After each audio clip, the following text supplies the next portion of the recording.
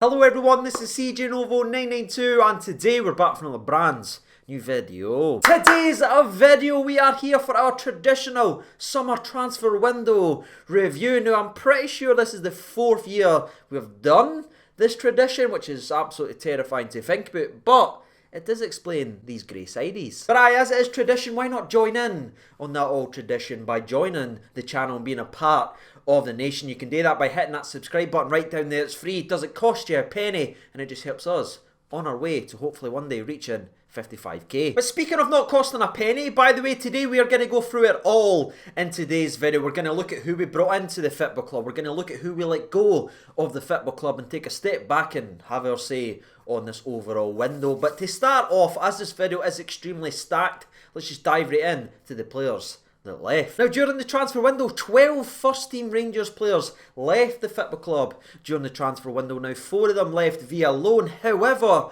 only 2 of them will be returning back to the Football Club, as Ross McCrory's loan to Aberdeen will be permanent at the end of the season, and so will Jamie Murphy's loan to Hibs being permanent also. Now, the 2 loanees that will be returning at the end of the season is, of course, Jake Hastie, who is out on loan at Motherwell, and future number 1 at Rangers Football Club, Robbie McCrory, who is once again loaned out to Livingston to get that top flight experience. And when you think of the 2 loans that we've used there, I think both of them are spot on because they need minutes to develop and they're not going to get that right now at Rangers. Regarding the permanent loans, if you want, for Jamie Murphy, I completely understand and accept why we did that. This is a guy that's battled back for numerous injuries and he just wants to get back out there and play football, and for whatever reason it wasn't going to happen at this Football Club, so I completely understand the decision to loan him to Hibs and hopefully he plays a lot of football this year and beyond. The other permanent loan is, of course, Ross McCrory. Now, I know everyone's had their say on this one, and for me it's still a little bit raw, but when you just look at the cold hard facts,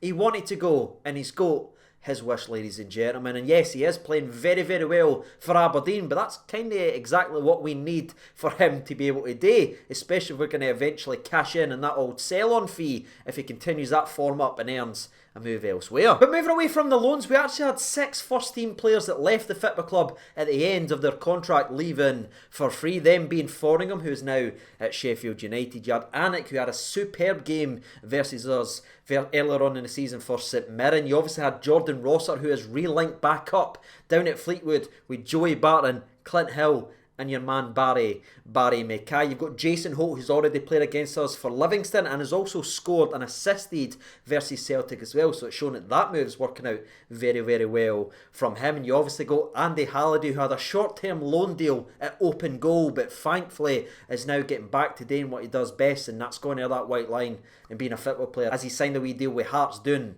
in the old Championship. The only person that's actually left that still hasn't went on and signed for another club is John Flanagan. But my reaction to the 6 players that left the Football Club for free, if I'm honest, put my heart to one side for your man Andy Halliday. If I just answer it from a footballing perspective, we've got to sort of agree with, or at least I do, at least, because you look at it, every single one of the players wouldn't have been playing week in and week out or challenging for a starting spot, or they'd have been more in the mixer in the previous years. So for me, it's the correct decision made to thank them for their service, move them on and invest that wage bill, which has obviously been put back into the Football Club, to reinvest it in players of a higher quality. And last but not least, regarding players that actually left, we actually sold 2 players to clubs during this window as well. The first one up being Greg Docherty, who was sold to Hull, and the other one being Matty Poster, who was sold back to the MLS as he's rejoined up with his American colleagues down in the New England Revolution. Now, regarding the 2 players that was sold, there was no exact details that was put out there because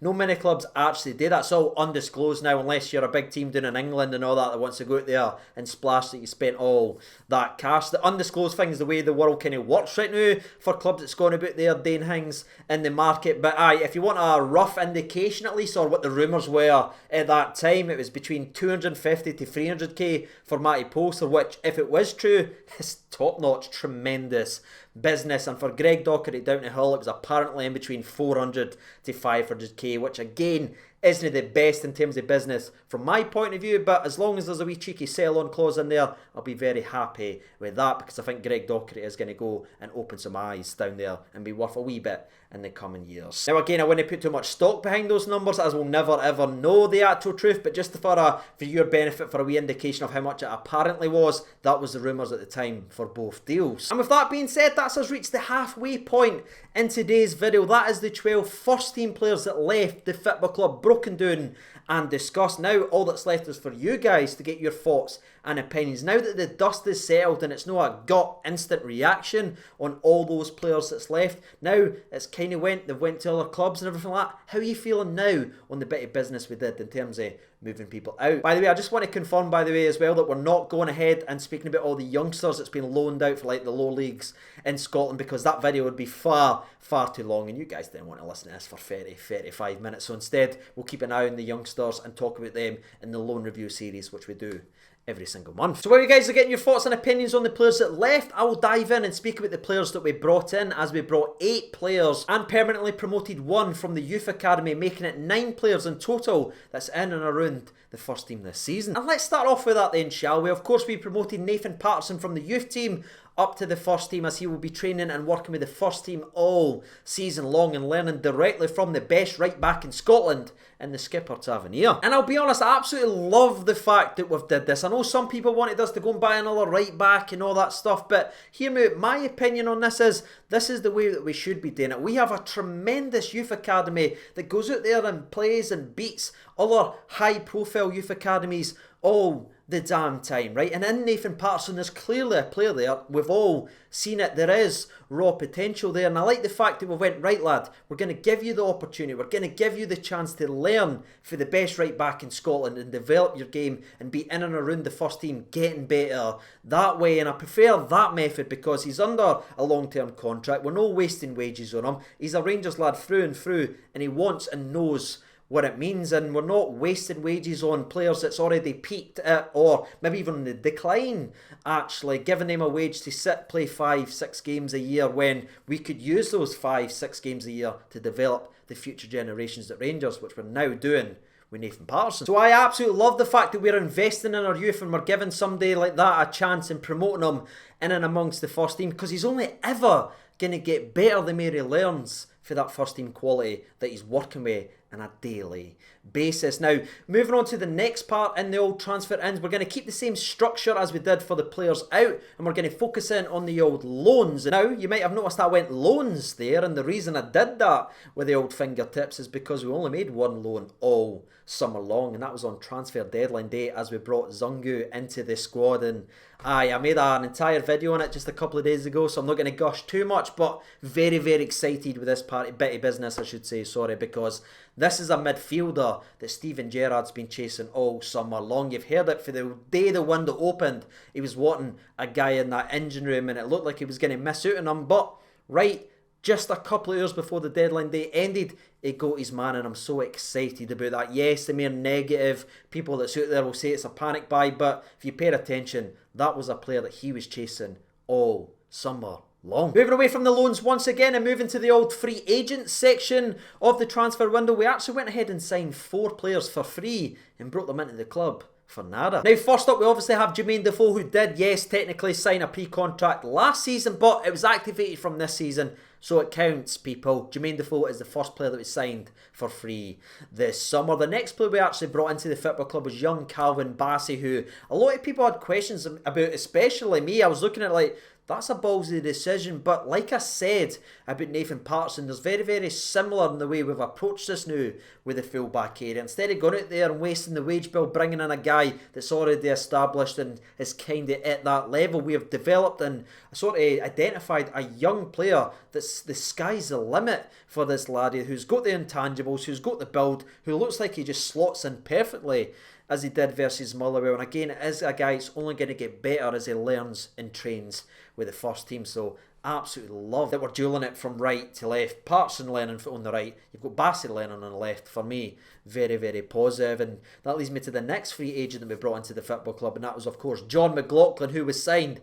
as a backup, but If anyone saw John McLaughlin play, he's not accepting that backup role at all. And I said that during the fan reaction video. I was like, he's too clever and he's too good to come up here and say, I'm going to sit and ride the bench. I said that in the video and he's proven it with his performances. He's been a part of a record-breaking defence.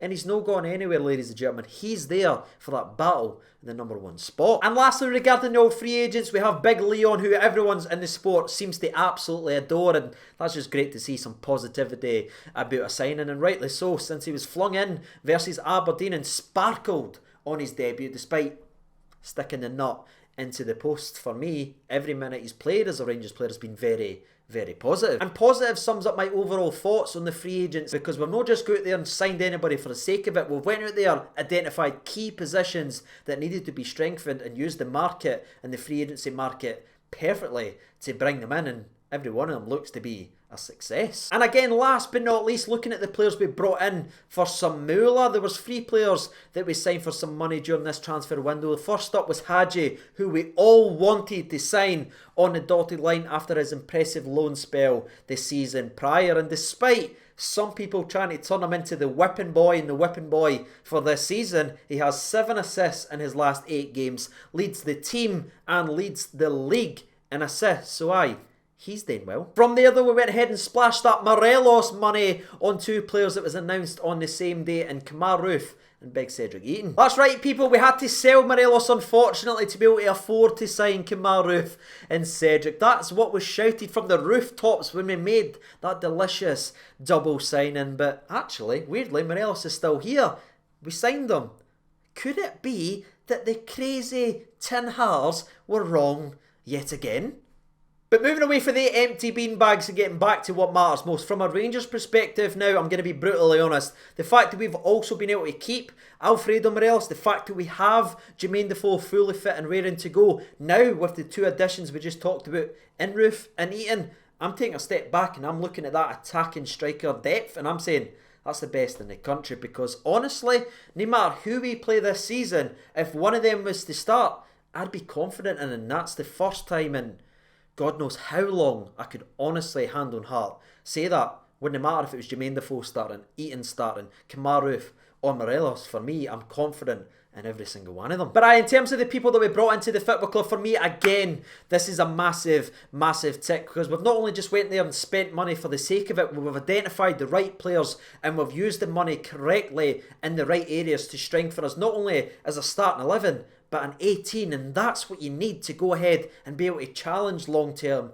and go ahead and win titles. Now, I know Kemar Roofe's been injured for a couple of weeks, but when he was on the park, he showed enough quality and that brightness and intelligence to be able to play that 9 role and get involved and be involved in the link-up play to say that's going to be very, very handy for us all season long. And thankfully, Big Cedric, when he was actually able to get on the park for more than 6 minutes at the end of a game, or when the game's sort of frantic and we're chasing a game, he showed he's got a wee bit of quality as well and silenced the doubters that was already getting ready to pack his bags after a couple substitute appearances in a game versus Red Imps. Thankfully, he showed him Motherwell when he's involved and he's getting involved in the play. He's got quality with A2 goals, so I think he's going to be a very, very big player for us all season long also. But before we go ahead and give our overall thoughts on the transfer window, there is one last thing that we need to talk about, and that was the people that were able to keep in the transfer window. I'm talking about your Alfredo frickin' Morelos, who I know was a bit frustrating with his finishing in his most recent game, and he's not really hitting the goal scoring heights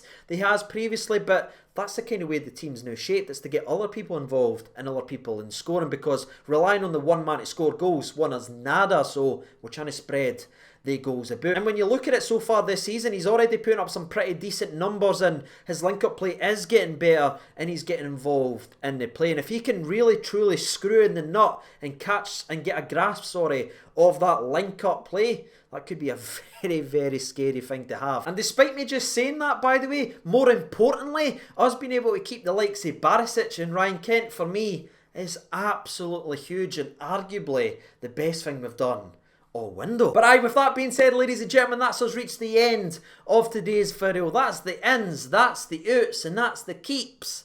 I don't know if that last bit worked there, but you know exactly what I mean. Now it's time for me and thee to give our score from 0 to 10 on our opinions on this transfer window. Now again, we're not going to know how many goals people score or how it goes, but what's your gut reaction and what is your opinion on this transfer window? Now I know I got a wee bit of flack last year because I didn't go too high in the last summer transfer window, but this year it's going to be much higher because I look at the business we've done. We moved people on who wasn't going to be involved. We freed up those wages and invested it in the right people. We've promoted youth in that as well, and we've kept people at the football club who's the best at what they do in the entire country. So I'm going to go big with this one, and I'm going to go with a 9 out of 10. That's what I think of this past window. If you're wondering, by the way, yes, this is usually the point you jump in and you tell me I'm completely wrong and it should be this number or this number, but that's what it's all about, and I absolutely love doing this with every single year. So if you haven't done so already, get your thoughts and opinions out there, because that's what this channel